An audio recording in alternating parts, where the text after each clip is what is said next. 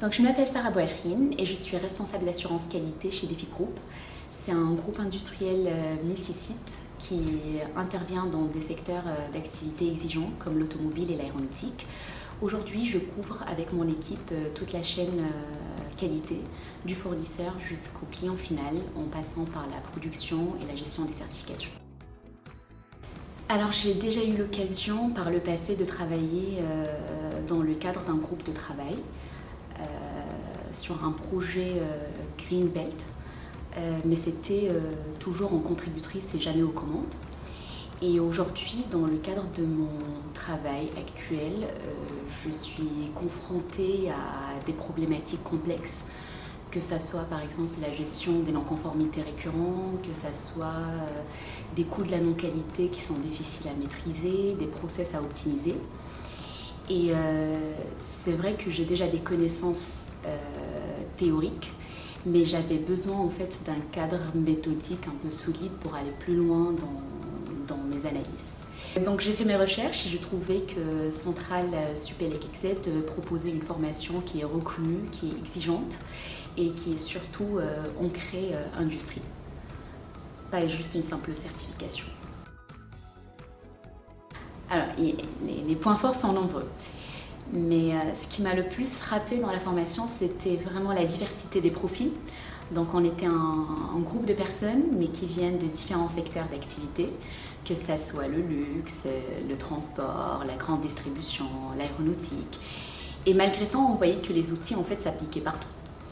Et ça prouvait finalement en fait que la démarche des MAIC, c'est quand même une démarche qui est universelle. Donc ça d'un côté. De l'autre côté, c'était la formation, elle était vraiment très axée pratique. Donc on avait beaucoup de mise en situation, des travaux en groupe. Et tout a été fait en fait de manière à qu'on s'approprie les outils de manière très facile et ludique. Et le point le plus important pour moi, c'était vraiment la qualité des intervenants. Donc en fait, c'était des praticiens, des gens de terrain avec une expérience très confirmée. Et donc ça rendait les échanges très riches. Et donc on partait avec des conseils qu'on pouvait appliquer dès le lendemain. Toute la démarche des MAIC, en fait, dans sa globalité, était très intéressante. Maintenant, ce qui m'a le plus marqué, c'était vraiment la partie analyse statistique, l'utilisation des cartes de contrôle et leur interprétation. Avant la formation, j'avais en fait ces réflexes d'analyse que j'utilisais au quotidien dans mon travail. Mais c'est vrai que grâce à ces analyses statistiques, on pouvait distinguer ce qui était vraiment une vraie dérive d'une simple variation naturelle. Et du coup, ça permettait en fait d'aller un peu plus loin, d'objectiver ce qu'on observe, d'arrêter en fait de réagir à tout, mais plutôt d'agir là où c'est nécessaire. Et je trouvais en fait que ça apportait une vraie rigueur à la prise de décision. Alors, ce que cette formation m'a apporté, c'est plutôt ma démarche au quotidien pour la gestion des problèmes.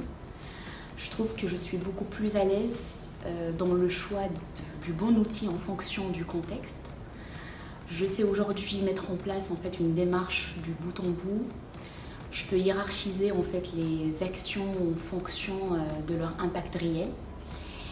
Et donc je trouve que cette rigueur supplémentaire en fait, c'est ce qui fait la différence finalement sur les résultats. Alors mon projet se portait sur l'optimisation de notre process de soudage MAC. Donc on partait avec un constat qui était assez frappant, 7% de nos pièces partaient en retouche. Et quand on parle de retouche, on parle du temps, de ressources qu'on consacre en fait à une activité qui n'apporte aucune valeur ajoutée auprès du client final.